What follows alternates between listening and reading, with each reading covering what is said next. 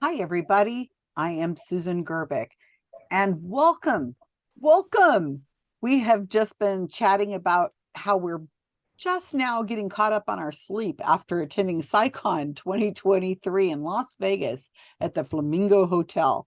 And I am with four friends of mine, all of which have not been to CSICon before. And this was quite an experience. We spent a lot of time together at CSICon. Um, Let me just briefly give you some information. This is part of the Pass the Torch webinar series that we have been doing. Eric Schaefer here and I have been doing on running different webinars on growing our community, growing our groups. And you can find some of the other information. We have done other videos and webinars located on the Center for Inquiry YouTube channel. So make sure you subscribe to that, hit the little alert button that goes bing, so that you know that we have some, new incoming videos coming in. It'll take a while before CSICon videos are coming out. Probably they'll start around January of 2024 and they'll come out every 3 weeks or so. And so you can go and get caught up on all the old videos if you want. I have a series of questions that I'm going to be asking the group here. And the reason why these people have been selected to be on this panel is because they not only are new to CSICon, but they're also members of a little tiny group that I have gathered together of people within the United States who are affiliated with their groups with Center for Inquiry, and they are all kind of in the same boat. They have different skill levels, they have different experiences, but they're all trying to start a new group or take a group and make it, that it's kind of been dormant and trying to build it up. And what I'm trying to do is I'm trying to get them to mentor each other. And it seems to be working. I put them into a Facebook Messenger chat and they've been able to bond and share experiences and learn to grow, like how to find stickers for how to get the logo, how to get your meetup.com organized, how to this, how to that. And it's been wonderful because I think that this is a valuable resource for people to be able to um, uh, use the information from each other and as they learn. And they've been very successful in a lot of different ways. I am not only proud of them, but I also want to mention there's two other members that are not here today.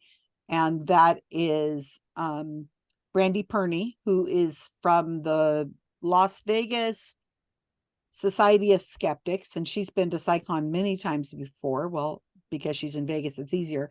And also Daniel Rowe, who is in the Santa Cruz County Skeptics. Oh, I'm sorry, Greg Rowe. Oh my gosh, I got them blended together. Daniel's right in my eyesight, so I saw Daniel.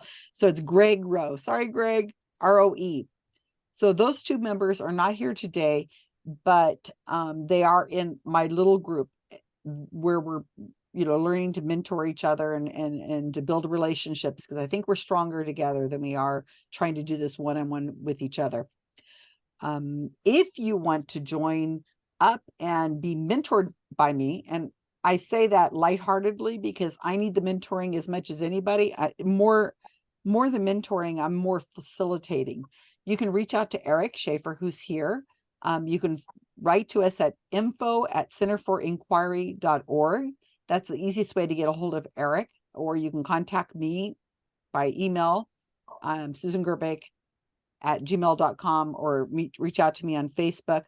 We have on the Center for Inquiry website, which is centerforinquiry.org, you can find other groups. So if you're looking for a group to join, you can look there and see if there's one in your area. Or if you have a group, you can be affiliated by going through an application on the website. So I want you to check that out. So let's get started. I'm going to briefly have each person introduce themselves and where they're associated with, and then we're going to go on through some questions, and we're going to hopefully get all the questions answered within an hour. That'll be interesting. So Daniel, I'm going to start with Daniel because it's his birthday. Well, it was. Yeah. Is it today or was it No, yesterday? it's today. It's today. Yeah.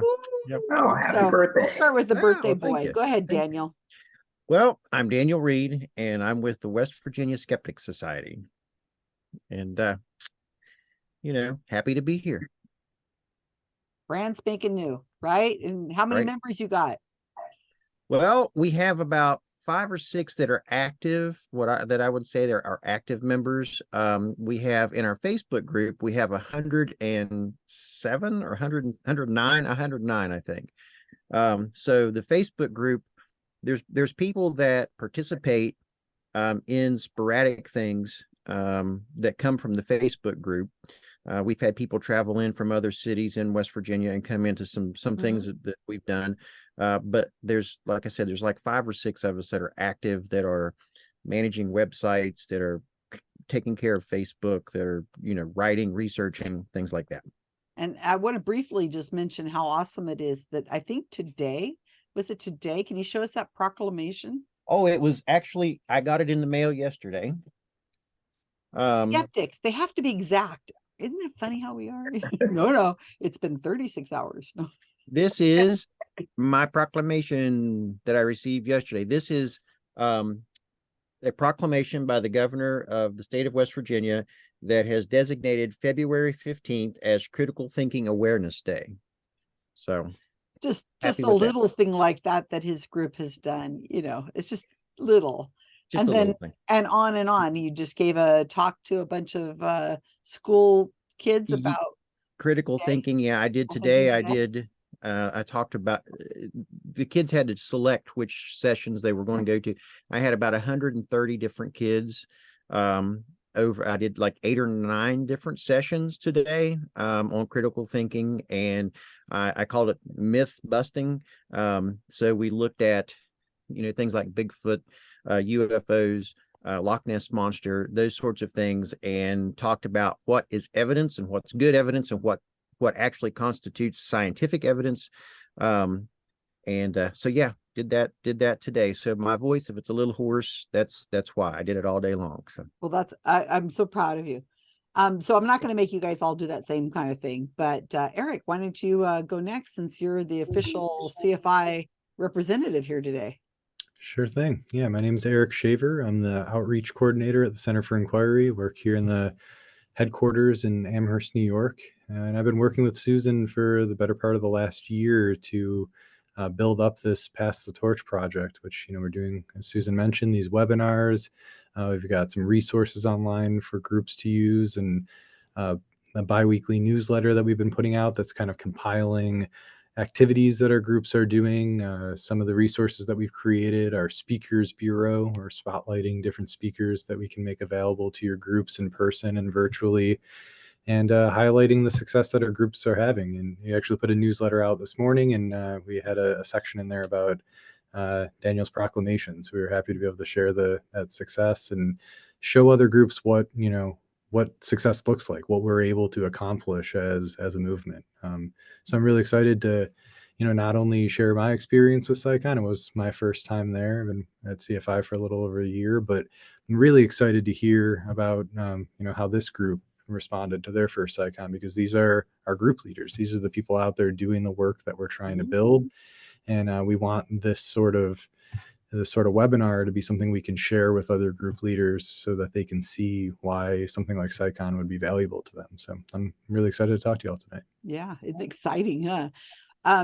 Carolyn, let's let you go next. I think you have just mentioned that you've just got a new group started up in the last 24, 48 hours.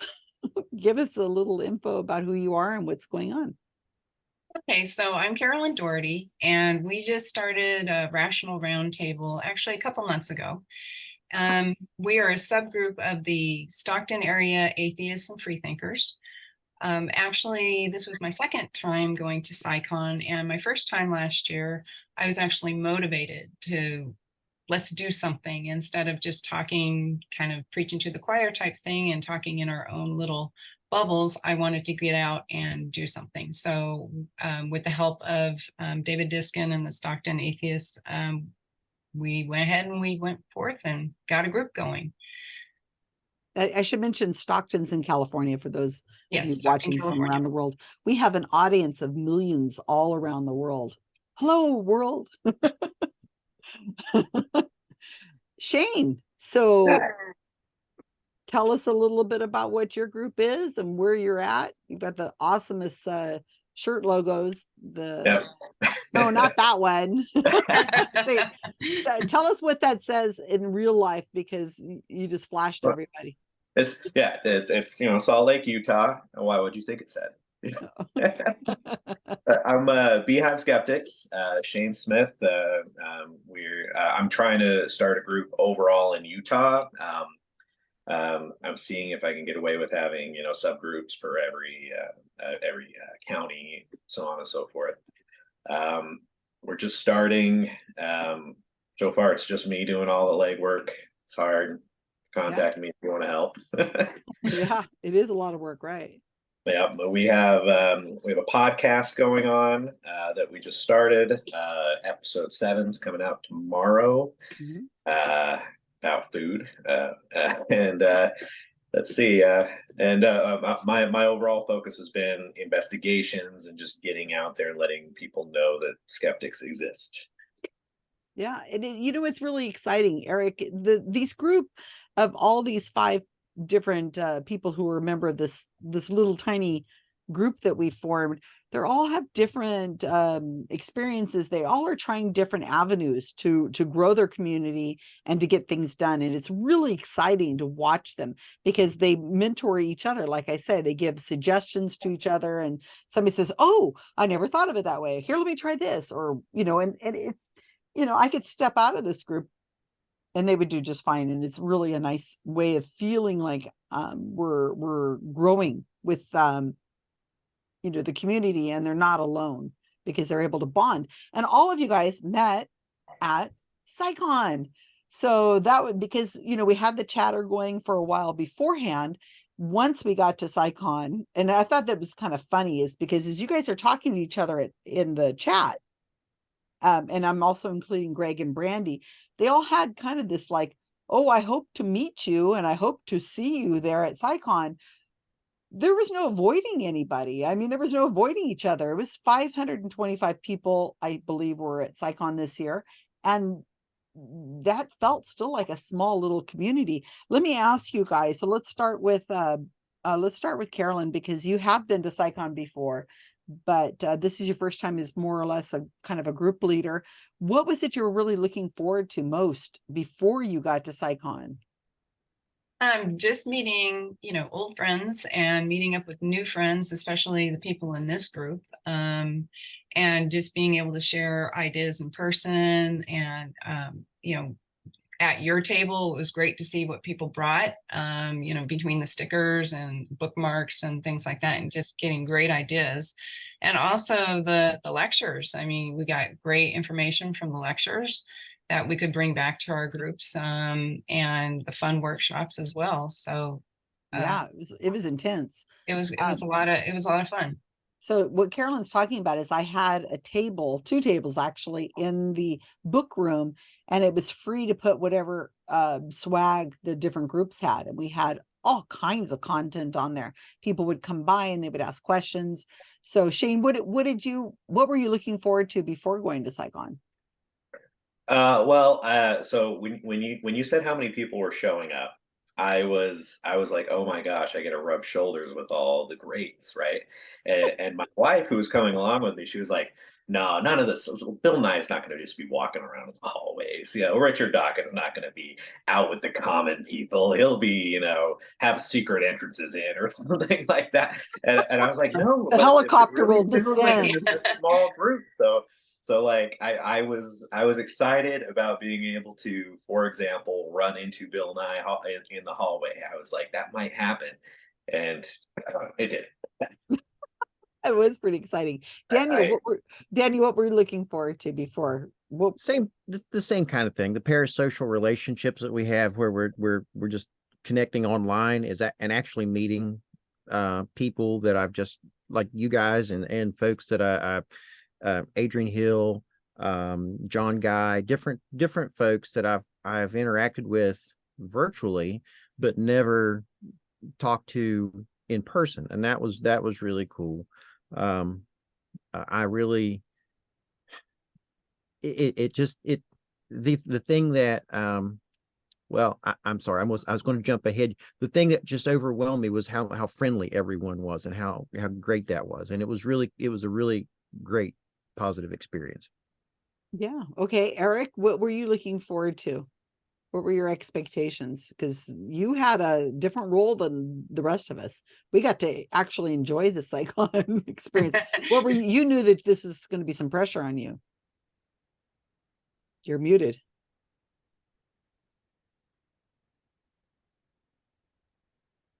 So I'm Eric. He's still muted. So I'll while he's adjusting his microphone or whatever it is he's doing over there. Can you hear me now? Yeah. Oh, okay. I was Okay. gonna. Sorry about that, guys. Were you able to hear me earlier? Yeah. Yeah, I don't know what happened there. Somehow I lost connection. I'll echo everything that everyone has already said. I mean, just being able to meet all these people that I've been either communicating with virtually or helping to organize various parts of our movement was huge for me. It was kind of like a full circle moment for me coming into the movement, and over the past year and a half, I've been doing a lot of work to deliver the work of others to our groups, right? So I'm helping to advertise the videos that we're putting out, the articles that are in our magazines, and other pieces of content that we've produced as an organization. And a lot of these figures, the authors and the creators of this, have just been names to me, and to be able to meet them in person to start develop relationships was huge. Also for me, I mean, as you mentioned, I had a little bit different of a role. I mean, I was working CSICon, so it was really interesting to me leading up to it, starting to see some of the preparation that goes into putting on a conference, and preparing for registration and all of that sort of stuff. So to get to be there and see how that it all plays out, and how the team that we've put together in terms of our registration, our book room, the communications with the hotel, the volunteer team that we put together, all of these things come together to put on a conference was an amazing experience to be a part of, and I'm looking forward to taking on that role again next year. Oh my gosh, yeah, there's so much work that goes on behind the scenes. I'm glad I'm not in charge of this. So, okay, here this question. I really like this. Let's go with Carolyn first. What surprised you at CSICon? I mean, what was it that you didn't expect or whatever? I think, like Daniel touched on earlier, just how welcoming everybody was, and just how supportive people were. And when we were talking about our groups, just people just happy to give suggestions and be really that support there. And I do want to give a shout out to Eric, who helped me last month or in October for the Free Thought Day. He was happy to send materials to help us out and for our booth, and it was just an incredible, immense help. And I'm just overwhelmed at how supportive this community is. Yeah. So if you guys do need to have, if you want swag of Center for Inquiry swag, buttons, stickers, magazines, pens, whatever, reach out to Eric at info@centerforinquiry.org, and he can send you out a box of stuff. And there's all kinds of things that are goodies in there that will help you maybe at a table for a future event. There's a lot of other things you can do. Shane, how about you go next? What was it that, this is your first time going, you came with your wife, and you had some great swag that you had out there, but what were you really surprised about that, like you, meeting Bill Nye in the hallway was like not that hard to do. So what else were you surprised about?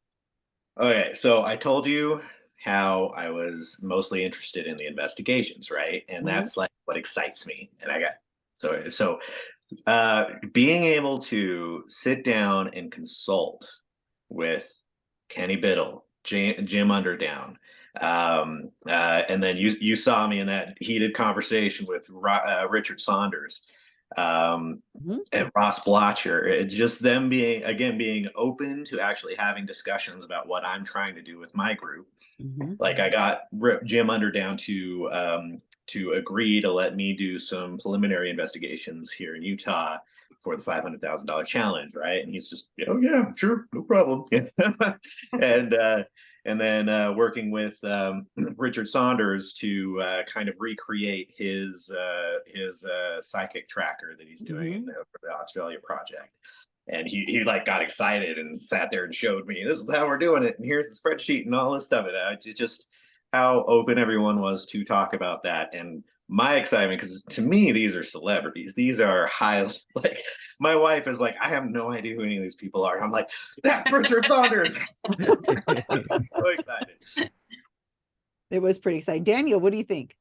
Well, I'll go back to how friendly. I mean, I walk into the Flamingo. My wife and we were sitting right there, and you guys still had your luggage. Yeah. And jump up and hug us, and it's like, I mean, I'm like, hello, people, hello, this is great. And so just how friendly everyone is and how supportive. And I mean, it was just, I've worked in a number of different places over the years, and I've been exposed to a lot of different corporate types of personalities, and in education, there's different personalities in education as well, in the field. And I have never encountered the type of openness and friendliness and just abject support that this group of people offer. It's amazing. It really is. As a matter of fact, a friend of mine, I have a friend that's a psychologist that's in our group, and he's like, okay, so wait a minute, they're just like giving you information. They're like giving you, they're not saying, oh, well, you're just, no, they're really friendly. They're really open. They're very helpful. And he's like, huh, I've never seen What that. do they want? It's a yeah, cult. well, actually, he did say that at one point. He was like, what are they going to get from you with this? And I'm like, they're not getting anything. No, you're going to work. Let me tell you, well, we're going to get something out of you. Yes, besides that. So besides that, and before I get over to Eric, let me just mention something that Greg Rowe from the Santa Cruz County Skeptics, he got there really early, which is really nice to get to CSICon early, because the relationships you form with people, it's a lot quieter, it's calmer. The conference hasn't actually started, so he spent a lot of time with myself and other people around me. And when we had the tables put together, and I feel a little sorry for him because it's kind of overwhelming being around me sometimes. And he sat down at the table next to me, he's at the table. And I brought over some tin foil boxes of aluminum foil that Tim Binga had given us for hats. And Greg just starts in like, I'm like, here you are, you're in charge of making the foil hats for people. And he's like, okay. And he pulls up a video and on YouTube, and he's sitting there going, okay, here's how you do it. So for the rest of the conference, he was making aluminum foil hats for people. It was hilarious. It was and so Susan fun. was wearing it the entire time. I had it on most always of the time. find her because she had a tinfoil hat on. There were several people that wore them. It was so much with swag. fun. She added. Oh yeah, I put stickers stickers on mine. It's over here. I can't reach it right now, but it's over. I can see it right now. So Eric, what were you surprised about? Well, I certainly will echo the idea that I was surprised how accessible everyone was going to be. Just, walking around, being able to interact with some of these people that had been, heroes of mine for better part of a decade. I also, just a little bit different, I guess. I was surprised how much I liked Vegas. It was my first time there. I didn't really know what to expect. I'm not like a big gambler, and I wasn't, I get some social anxiety, so being around a lot of people isn't always my thing. But it was a really interesting place for this group of people to be, and to be able to go out and some of the social interactions that we had, and meet up with people after the conference and whatnot. To just found myself in really interesting situations. And when I recall, we went out to one of the restaurants after, I think it was Thursday or Friday night, and ton of people started filling. We were pulling tables together, and we had this Mhm. long row of skeptics. And I just grab a seat and sit down, and we're all chatting. And suddenly I find myself sitting next to Richard Saunders, and he's just ripping out paper and doing his origami and handing it out. And my wife and I both got one. It was just such a strange place to have found myself, right? It was amazing to be able to have those kind of personal interactions with so many people that, again, have just been, names to me, or, big figures in my life that I was able to, be on the ground and spend time with. So it was really a really cool experience.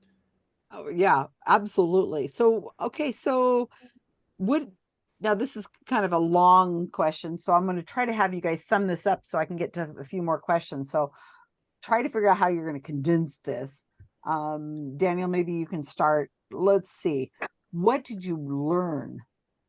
And I know you kind of all have alluded to this, but let's see if you guys can come up with some things that were best practices you pulled up from the conference. What did I learn? I learned that there were things that I didn't, I'll just be honest with you. There were things that I didn't expect that I would like, that I ended up liking and I found interesting, even though, I feel like I don't need to pinpoint any particular presentation, but I'm going to, because I thought I walked away from it thinking this was really cool. The presentation about the disgusting stuff. Yeah. I was like, I'm not going to care about that. I don't. Why do I? And then the lady that did the presentation that was the health writer, for the LA Times. She did. Somebody pull up her name really quick. I'm trying to remember. I know exactly which one you're talking about. And I can't remember her name. I'm blinking on. I should have the schedule right here in front of me, huh? But I was like, I'm not a sportsy person. If you would, you guys saw me, and I'm not, I'm not a health fanatic by any stretch of the imagination. So that, when I saw those things, I sat there and listened to them, I like, this is really actually very interesting. And I didn't think it would be. So that was the takeaway for me is the thing that I learned is that, you will definitely be exposed to things that you may not expect that you will like, but you most likely will. I went to almost all the lectures this year, and I have never done that before in my entire life. But there's a couple I missed, both of the ones you mentioned. But it was a shock. Shane, do you want to go next? What was it that you learned? Well, first of all, short Kenny version. Biddle's workshop, learned some magic tricks, or the magic trick one and Kenny Biddle's one was amazing. I learned card tricks. But I guess the biggest thing I learned, the biggest takeaway was the value of being able to network in our community, right? Like now I can't get you guys to shut up. So Everybody's all motivated now. Because I came back with a fire lit under my butt. Like I was excited to get started and get doing stuff, and I had all the resources I need to do it, right? And so learn it, because I used to think, like people at my work would be like, oh, we just go network. We go to this conference to network, this cybersecurity conference to go network, and I'm like, what does that mean? It sounds like a bull crap. And there's value to it. I think that's the biggest surprise thing I learned. And I'll interject here. We, at the very last moment, almost very last moment, I crowdsourced the conference fee for a professor who's teaching her first critical thinking class at the University of Utah Tech. Some people might have met her. Her name is Kelly. And I went blank on that. Yeah, it's Kelly Marin. Yeah. And so what she did is she didn't know anything about CSICon, never heard of it before. And she appeared, she's in Utah, and she had the best time. She kept telling me, she says, she's a professor, and she was able to ask a question. And then at one of the panels on college professors who are also teaching critical thinking classes. And then Bill Nye, sitting in the second row, was able to just, he was listening to her question and then he followed up with another question. She was just like, wow, Bill Nye is sitting here listening to all the lectures and like responding to people and asking questions of the people on the stage. That was amazing to her. She said, I came home with so much information, so many different things, networking. Oh my gosh. Now she was teaching this critical thinking class kind of by herself at this university. Now she's got names of all kinds of people who have syllabuses and best practices and other speakers she can invite in. It was just incredible for her. And I'm really proud that our community paid for her conference fees and we managed to get her in and quickly and as we can go. Eric, what'd you think? What'd you learn? Well, Shane stole mine. I was going to mention the magic tricks. The workshops were fantastic, and it was especially fun to listen to Richard Wiseman talk about the magic and be able to take some of those home with me. But I'll build off of that and say that I did learn throughout this conference that our community is fun. I mean, these these lectures were really entertaining. I mean, beyond like, the ones that were directly meant to be entertaining, like the comedy show with Leanne Lord. I mean, that was fantastic.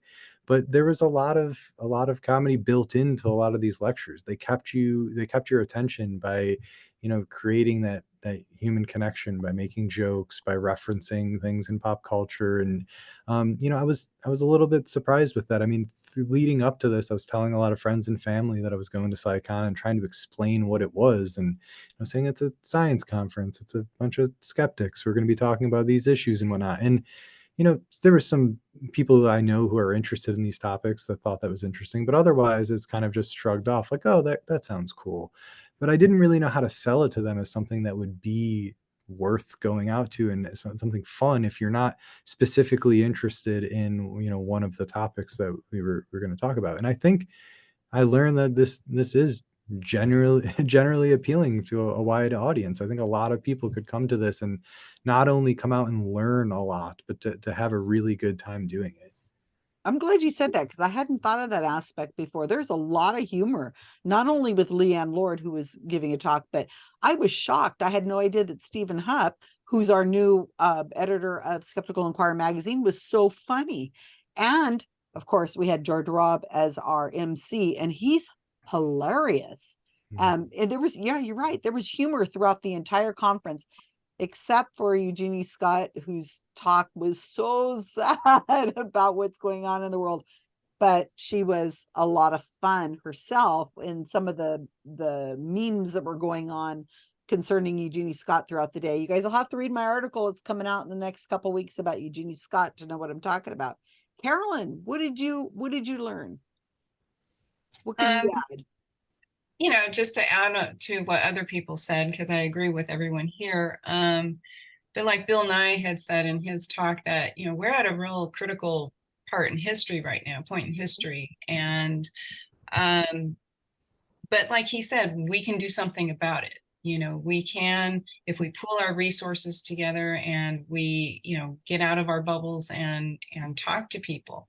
And one of the functions of the Rational Roundtable is to share resources like books, articles, websites, etc., and strategies. Bring them back to our communities, even if it's just our immediate friends and family, coworkers, that guy at the gym, our book clubs, whoever. If we can just start sowing the seeds of promoting critical thinking and fighting disinformation in small steps, and then grow out, we can make a difference. And that gives me a lot of hope and a lot of motivation. Absolutely. Absolutely. Well said, Carolyn. So the question I'm going to ask next is, what would we do differently next time? Carolyn, why don't you go? I would stay longer. You will be next year.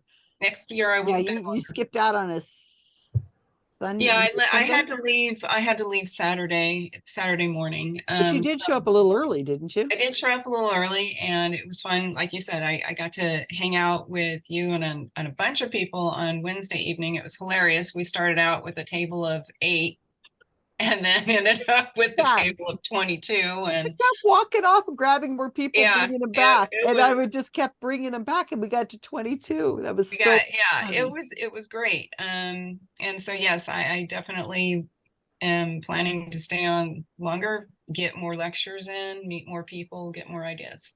Yeah, very good. I tell everybody, you guys, you're not gonna. There's no 24/7. I mean, it's not like the conference starts at this time and ends at this time. It's on all the time. There's almost. It's exhausting. I mean, you can put into it as much as you want, but the I always tell people stay on Monday, at least after breakfast, because we usually have a traditional breakfast someplace, because you're not going to be able to go back to work on Monday. You're going to be exhausted. So you might as well just cheat and just stay over and show up late, show up early. I show up on Tuesday, but that gives me a lot of time. Eric, what would you do differently next time? I think main thing I can build off what I said in the last question is that bring more people, like bring my friends and family, try to get some more people to come out and enjoy this with us. They would have had a really good time. And I think you're right about the humor. And when the videos start coming out, maybe we can show it. Shane, how about you?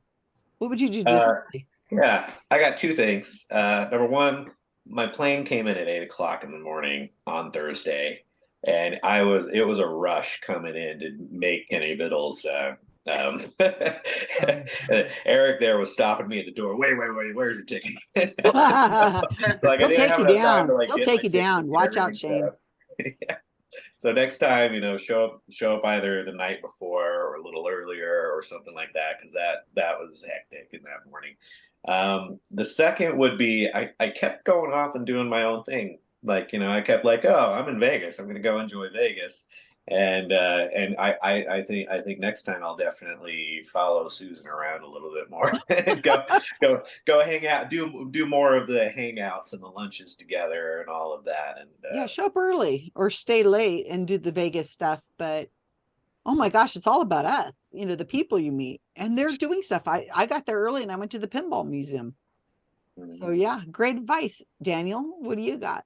Well, I think that I am one of those that left on Sunday and went to work on Monday, and then had a rather full and packed week after that. I think that if I were able to do this over, I would stay for the Sunday papers, and don't miss those, because I really think that like I saw some of the topics, Adrian's stuff, for example, and I think that would be beneficial. I would recommend that to take a day off before you go back to work, because it really was rough. I'd come home of an evening and I'd hit the recliner, and there I would be until bedtime, and so then I'd get up and go to bed. So no, I give this advice to everybody. I mean, we'll take you in any way form we can get you to go to CSICon. I mean, if you can only go Friday and Saturday, okay, that's fine. But if you have the choice, this is not a traditional conference where you go in, you watch the lectures, and the day is over, and you go back to your hotel room and you can go out to dinner with friends that you knew from high school. It's not that easy. There's always something going on, and you're always welcome. And so it just makes it so hard. You're just walking around with your name tag on, and somebody goes, "Hey, we're all over at the restaurant." Okay, and you just go and you sit down next to whomever you sit down next to, and it's a blast. So yeah, I constantly had Susan hounding me while I was like, I'm going to lunch and over at Gordon Ramsay Burger, which was delicious, by the way. But like Susan's like, oh, we're all over here. Shane, where are you? Shane, where'd you go? You can have that burger some other day. Yeah, I learned that. That's what some I other do. Place, unless you're the type that needs to reset. There's a lot of people who need that moment for themselves, but they better get out of the public eye. Take off your name tag, because if you got a name tag on, somebody's gonna come up to you and they're gonna, hey, we're all over here. Okay, so here gets to the gist of the conversation. Now we are you know, I'm curating this group, and Eric and I have been really trying to get the groups back together again. We've suffered so badly through the pandemic, and you know, getting people to understand that this is important. Meeting in person is so valuable. In fact, I'm going to have pizza tonight with my Monterey County skeptics, tonight after this. And meeting in person and having those kinds of interactions with each other. I mean, Zoom is wonderful. Watching videos is, but really sharing bread, you know, having a laugh, all that is so important. Now, the question I want to ask you guys is, how can we attract more people, or more of the leaders who may be watching this right now, who are going, I want to do this. I want to be there. Or people who are attending. I mean, I've brought a ton of my Monterey County skeptics people over the years, and I run a social trivia group, and half of the group, at least 15 of those people, showed up at CSICon last year and showed up at CSICon this year, because we built relationships with each other. It's a fun thing. So besides having a social media trivia group like I have, what are your suggestions to getting other people here, or other leaders? Eric, why don't you start? Because that's kind of your world there. Yeah, I mean that's the big question, right? That's part of why we're doing this. I think, you know, what I would add is that we're all coming out of this experience equipped with the knowledge of what it's like to be there and what it's like to interact with, you know, all of these people at the conference. And I think we need to do our best to communicate that, whether it's writing an article or creating your own video describing your experience, and then, you know, sharing that with your members, sharing that with the community outside of your membership, to show that, you know, these skeptics groups, these science organizations, the secular groups, these are all welcoming organizations that are trying to make a difference in the world. And CSICon's one way that you can participate in that. If we can communicate that well, I think we can get new people to get involved. But, you know, this is the start of it, having these new group leaders here that are trying to do that in their areas and trying to carry what we're doing at CFI out into the broader communities is a great start. And I'm looking forward to working with all of you to continue to do that. Yeah, well said. You know, I'm thinking about Rob Palmer has just posted in our chat. He's talking about how he thought he could remember that Carolyn was at CSICon last year, and I had forgotten that. I don't know why. There's the year is just crazy. I see Carolyn every Thursday night on trivia. So, the one thing that I mentioned that I want to mention is there's a lot that happens at CSICon, not only networking, but to get your brand out there, or to meet people. Like Shane's got a podcast called the Beehive Skeptics. Is that what it's called? Yeah. Yeah. Okay. So you got like a podcast. Richard Saunders has a podcast. Other people have podcasts that are there, and they're doing like on the street, walking around. Hey, let me pull you to the side and talk to you about, you know, what are you thinking of the conference? And then Rob Palmer traditionally does a Skeptical Inquirer article of first time tammers and so on. There's a lot of they're networking with you, you know, so there's a lot of that where everybody's trying to include each other in things, and there's other projects that are coming up, and would you like to be involved in this or that? Our Bay Area Skeptics here in California is going to be putting on a Skeptical this year in June. Hey, everybody, come out to the Skeptical in June. And Jeannie Scott and others were trying to network people to come and help volunteer this year. I have a skeptic camp in January, the first conference of the year. Thank you very much. Everybody should come to Monterey, because I mean, it's a beautiful place. So come out to my skeptic camp. It's January 5th, 6th, and 7th. We're going to go to the Winchester Mystery House, by the way. So I want to put those out there as all different important things that happen at the conference. Shane, what do you got? How can we get people? The question, sorry, you guys. Yeah. Group leaders, more people. Well, I mean, there's a couple major things. Number one, there needs to be more marketing and advertising.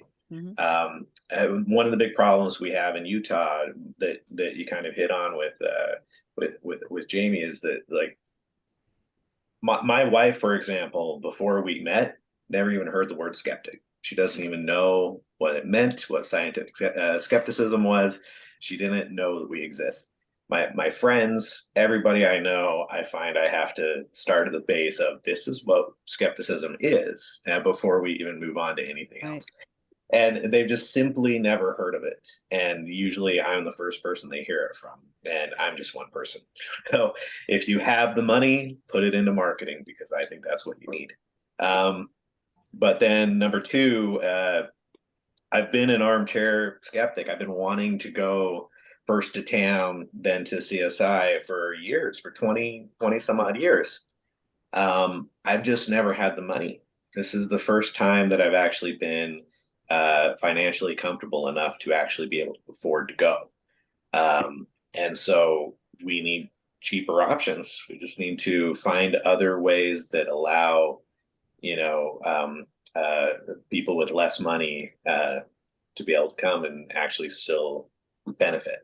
Mm-hmm. Well said, Daniel. Well, that's, and this may not be a popular opinion, but Vegas is, I was married in Vegas. That was one of the things that it was close to my anniversary. So that's one of the things that, that I did while we were there. We went back to the place where we were married. And so this was our second time there. This is the first time we were married. The second time was this trip.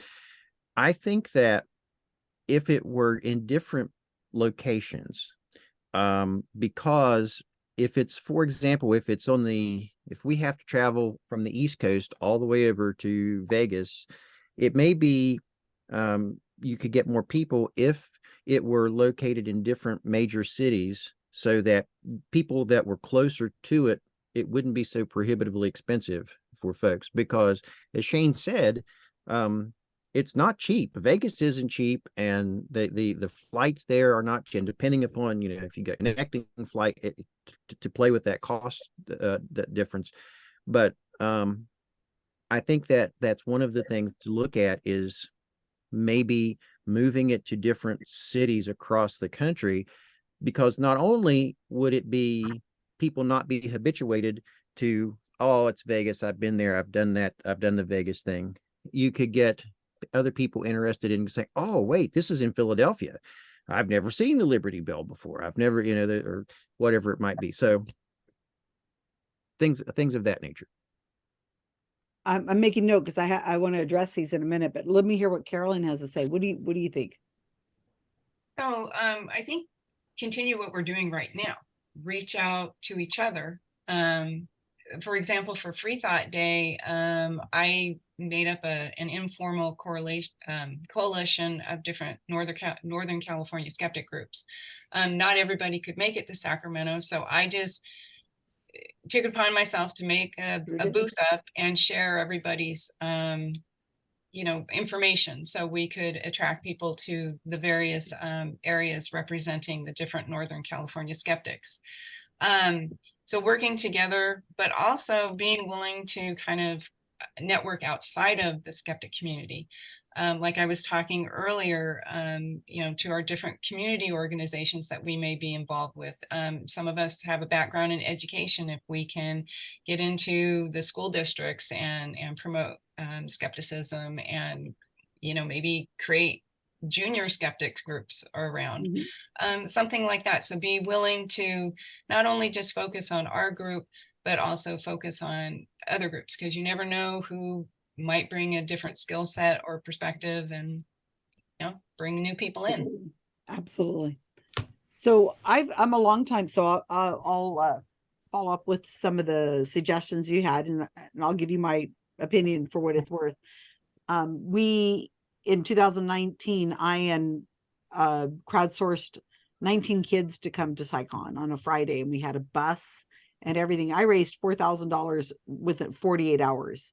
And we were able to take local kids from Vegas. And there's an article on this, you guys can find it on Skeptical Inquirer, under my name, Susan Gerbic. We went, and then we went and got into the classrooms, and we went and did little presentations. Kenny Biddle did 2, Mark Edward did 1. We had 2 other ones that were done. So we went into classrooms at the local Vegas school, And this is something that Brandy Perney in the Las Vegas Society of Skeptics group is trying to do.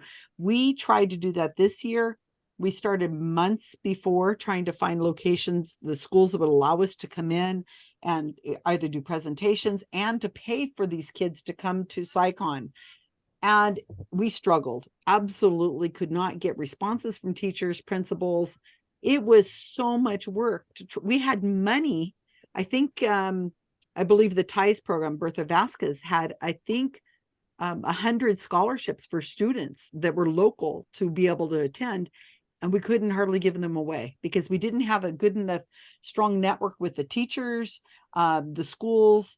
It's just, it's more difficult than you would think. And if this is something that interests you, or you're a teacher that's local, because of course we want to bring in local kids. You can't bring a 17 or 16-year-old from, West Virginia over at Vegas. No. So, I mean, local kids that don't have to pay for hotel or travel, right? So, no, that would be bad. So this is something we struggled on. Another thing that that happens is there are some scholarships available.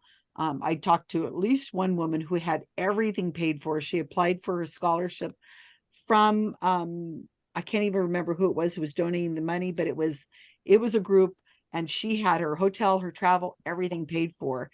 And I think there might have been more than that. So there are some scholarships. I myself, on my About Time project, I had 2 $500 scholarships that nobody applied for in my own GSOW group that I would have happily have handed out. The Oregonians for Science and Reason, they send 3 people over. Everything's paid from Oregon. These are scholarships that nobody really knows about that are there. And I think that if we work within our community, I think we can help fund some of this stuff if we know of them to fund. Like I said, I had that professor I got from Utah Tech.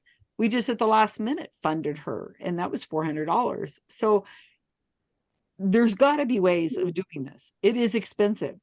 Vegas, the food there, oh my gosh, I just got a piece of cheese pizza for $9.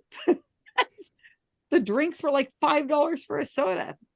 There are ways of getting around that, like go to the CVS first and get your food there. But the point is, it is expensive. And we have this question constantly about Vegas. Oh, why are we in Vegas? We should rotate. I totally agree. And CSICon used to. We've been in Tennessee. We were in New Orleans. We've been in Buffalo. We've been in Denver. We were sort of a CSICon up in Oregon. No, Tacoma, Washington. I mean, we've done that. The problem is that Vegas still is the cheapest spot, because not only the flights are more cheap, they're not cheap, they're more cheap. There's more opportunity to fly in and out because they have more times, because Vegas really wants you to be there. So it's expensive, but Vegas still has the cheapest options. And what we have to do is exactly what we're doing with you 3 and Eric and the other 2 and all the others out there, is we have to grow our communities. We have got to get these groups built up big enough so we can do regional conferences. That's what I want to do. I'm doing a skeptic camp this year in January. As far as I know, nobody else is doing a skeptic camp in 2024, but it's early still. It's still 2023. If we can build these groups into larger communities, then we can do regional events, maybe not to the level of a CSICon where you're going to have Bill Nye and so on show up, but regional events to build the community so that we can go to these different locations. But I'm all for it. And we've had done that in the past, but we're still barely coming back from the pandemic and all the struggles we've had in our community, even going back to 2011. And we're still trying to regroup. I'm Pollyanna. I think we're going to be able to do this. And I have so much pride in the work that you all are doing and the other people I work with, that I think this is going to happen. It's just not going to be next year, which is last weekend of October at the Horseshoe Casino in Las Vegas. So, final thoughts, you guys. What do you think? Eric, why don't you give us your final thoughts? Yeah, I mean, I agree with everything you said there, Susan. I think that the work we're doing to get the groups back up and running is the answer. I think we, yeah, to build upon the legacy that CSICon has been is going to has built into over decades now. It's going to take bringing new people into the organization and finding the right people to take the lead. And I know that we've got a handful of them right here in the Zoom room, and Mhm. again, I'll say it again. I'm really looking forward to continuing this project with you guys, seeing where Pass the Torch takes us, and delivering this information to our group leaders and anyone who's listening who wants to be a part of what we're doing. Please do reach out to me.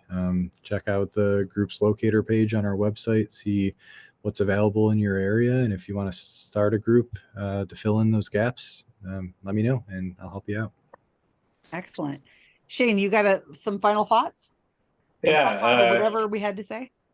Well, I still love Vegas. Anyone who was in the chat was blessed with the picture of me in the shiny shirt on Sunday when I went out, and we got to go to Omega Mart. We got to go to we did the Tournament of Kings. I'm a bad skeptic, and I did some gambling. They don't make a lot of money off of us since in Vegas. There's very few of us that gamble. Exactly. So I do love Vegas, and I'm so excited to go next year. And yeah, I think let's do this. Let's see what we can do. Carolyn, what do you got? So I never left the conference, and I still had a blast. So I mean, I don't know. I all I can say is it is one of the best experiences, honestly, that I have ever had. Like other people have been in different professional conferences in the backgrounds. This is by far not only the most fun, and it truly is fun, but it just is so worthwhile. Going to the gambling really quick, Greg Rowe over in Santa Cruz County Skeptics, he said him and his wife put $3 into a slot machine, won $40 and stopped. Walked away. I lost 250. So I love to play craps. I absolutely avoid it because I absolutely adore it, but there is no way I can walk away. It's just money. So yeah, no, I have house payments. No. Daniel, your final thoughts. I'm just looking forward to seeing how it grows and what happens as all of us continue to work and do the things that we're doing, and seeing the effect that it has in our communities, our local, our within 50 miles, 100 miles of where we are located, and see how then those ripples reach out and affect the bigger picture. So I'm just looking forward to the growth. Yeah, absolutely. So my other final thoughts, because I'm in charge, so I get to have final thoughts. I'm a bit pushy.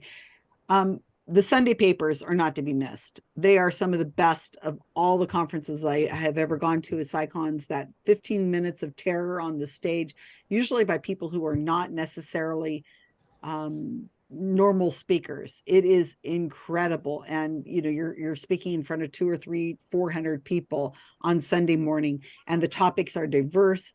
All of the Sunday papers, by the way, I recorded. They're not professional or anything, but they are up on my Susan Gerbic YouTube channel. Hopefully Eric will include a link to that if people want to see some of the fun videos I recorded during the conference. They're just hit and miss kind of videos.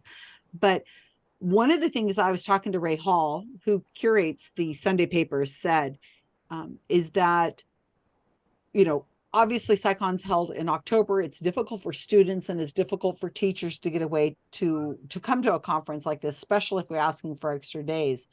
But a lot of teachers can use this as an opportunity to get their schools to pay for their expenses. A lot of teachers get some sort of budget to be able to use for this kind of development. Yeah, professional development, right. And if they know about it, then that helps a lot of them to be able to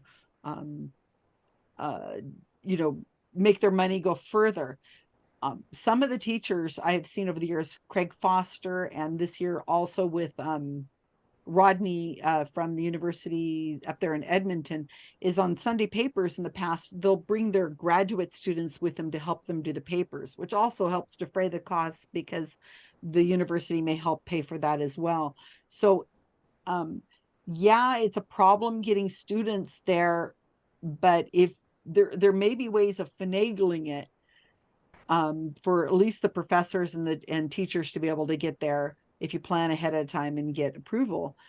But more than that, if we can grow our groups a little bit more, I think that what we should be trying to do is crowdsourcing. You know, I look at this approach as work on your own neighborhood. You know, if your street is dirty, clean up your side of the street first, and then help other people to clean up their side of the street, and keep going as we go.